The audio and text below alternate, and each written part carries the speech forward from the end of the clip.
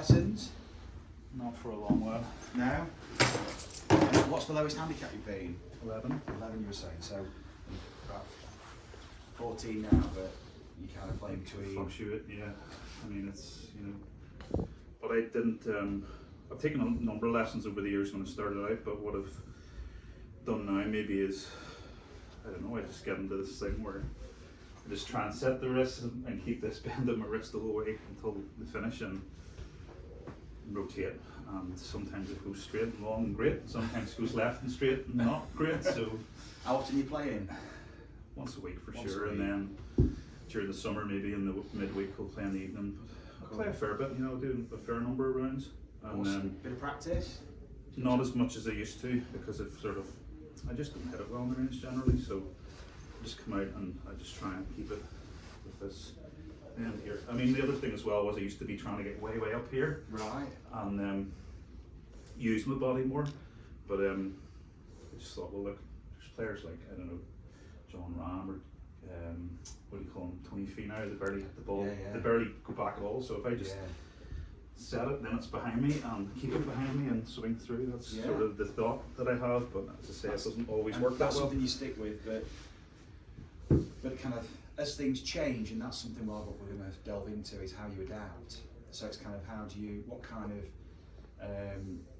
of framework have you built around your game? I don't mean technically, I just mean kind of intuitively. So when you start to hit shots, you've got it's pattern awareness, movement pattern awareness. So you're kind of recognising how you're moving, and within reasonable tolerances, you can kind of control this thing. Yeah. Okay, we're not expecting to hit the perfect shot every time, but it's like, well, how do I get this back on track, and where's my best swing? What does my best swing feel like? And what other sports have you played in the past? Any other sports? Not a lot. Pretty really. much golf. You say when you were a kid, and then Played a little bit of rugby when I was younger, but not a lot of other sport, to be honest. And what do you do for a living? I'm working in software engineering company. Software, right? So a lot of sitting at a desk, travelling on planes, that sort of Is thing. it? Right. And you can't take your clubs when you're going away, I guess. No, Unfortunately. But so, injury-wise in the past or present, any injuries? Lower back, I've had issues with it in the past. I was worried with all the lift and shifting this last day I might have an issue with it.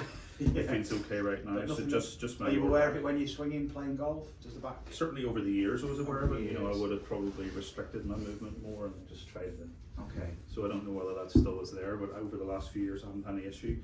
About 4 years ago I had a really bad issue where I just lost a lot of distance. I could barely even hit the driver maybe 170, 180 yards.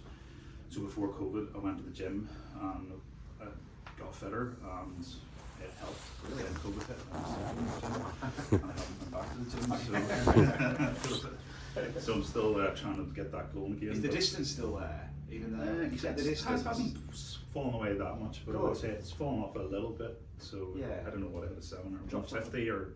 That's good. And a driver maybe 220, 230, which for me is fine. I mean, it's like, but I was telling George, I think the thing I have is the same issues probably have a lot of people. The ball starts straight and moves away from the fairway rather than it's always coming back in. So it's like, well, getting used to being able to aim away from the fairway and then like shape it in would be a good thing to have in your arsenal, right? That was going to be my next question. What would you like to get? So from the session, so shot shape, controlling the ball flight, being able to regulate the flight. Yeah, but also I bought the GR5 system, so to figure out am I using it right, because it's fair enough when you're on the board and you're walking left or right, but when you've got the little rotation discs on it, it's like trying to figure out am I actually doing it right or not? Because it's tricky. Because you actually have to get it pretty much right. The movement, you have to get the time and the movement patterns right. Otherwise, it could just feel like a bit of an uncoordinated mess and a bit of a scramble. And it's like you can manufacture a way of using it, but that's what we'll do. We're going to deep dive into that kind of stuff and look at ultimately unpick what you currently do, but then not discarding it, just allowing you to reorganise it in a way that makes sense. And optimise it too. So it kind of it's a bit of a reinvention really. So the first thing we'll do though is we'll just hit a few more shots, watch it a few shots, and then get an idea of what's going on. And Okay.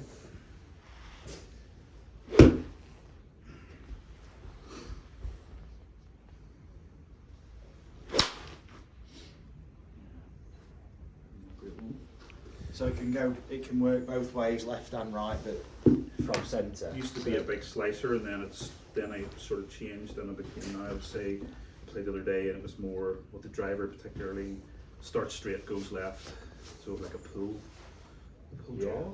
It's not really a draw, it's like a fake. But and then with my irons, I think it's more just hitting the ball consistently. One issue I've had when I've been trying to implement the Zen stuff is when I'm pushing down and I just hit the ball thin all the time. I can't seem to get down to the ball. Right. You know, so I'm hitting a lot of. Sometimes it works, sometimes it doesn't. But it's, I wouldn't say I was taking. You think it's almost impossible, wouldn't you? To not You do. Your brain just yeah. doesn't let you do it. No, it's I mean, weird. you can do it in the slow mo. You can, sort of take your time, really press down. But when you're actually swinging at a golf ball, it's hard to. Your brain. The hardwired patterns kick in, the nervous system. Yeah. It's like often it's the part of the golf club that we focused on that we tend to initiate movement with. So if we've thought about where the club head is a lot, we're aware of where that is in space, and then that almost becomes a stimulus that we react with. Yeah. So it's like, where's the club head? There's the ball. That's where I go with, because that's the part of the club that I've had my attention on for a lot of the time. Mm-hmm. So that's where our awareness is much deeper, even though it's probably not deep enough, or we're not highly attuned enough, even at the current level where we've spent so much time focusing on it, but it's still not being applied in quite the right way, so that we still adding. We think we're controlling the club, but actually we're adding more interference to the whole thing, and that all it's doing is it's distorting things even more. So there's the noise. The noise just it ramps up, and often we're focusing on a movement with good intention, and also with a sense of attachment, feeling-wise, to what's going on. But actually, we're just creating more dissonance. So when it does go a bit peaked on, we're not quite sure where to go, and then we revert back to some kind of default where we just, like you say, you've got some kind of thing you might have had in a lesson in the past, or some mechanism to try and control it, but ultimately we end up returning back to where we were before at some point, unless we have to break that cycle and we have to know how to do it. Let's hit a few more shots, and then so we've got like push fades and pull draws going on.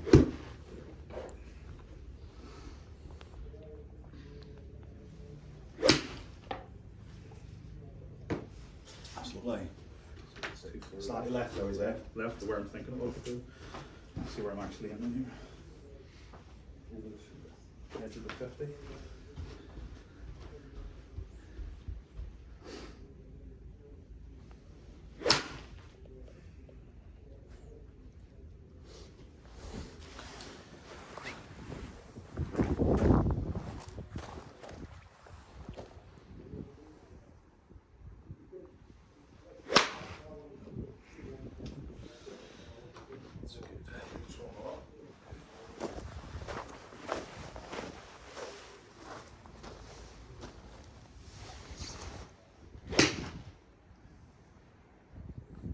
Nice one. So the pull draws and the push cuts.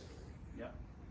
What does that mean to you? What kind of feedback does that give you in relation to what you're doing with the golf club? Not as in physically with the swing, but just to join the dots a little bit. So we've got some starting point.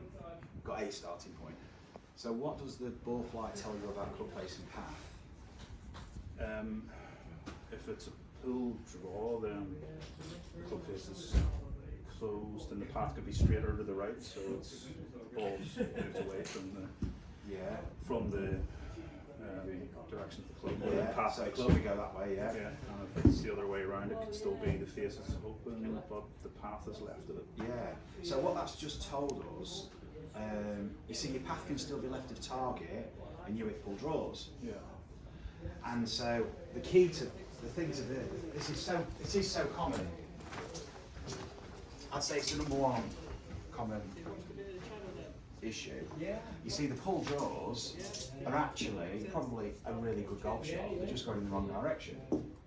So actually, you've got a really good face to path. It's just that the whole swing direction is in the wrong place, and also the way that swing direction is created makes it more difficult to get the low point where you want it.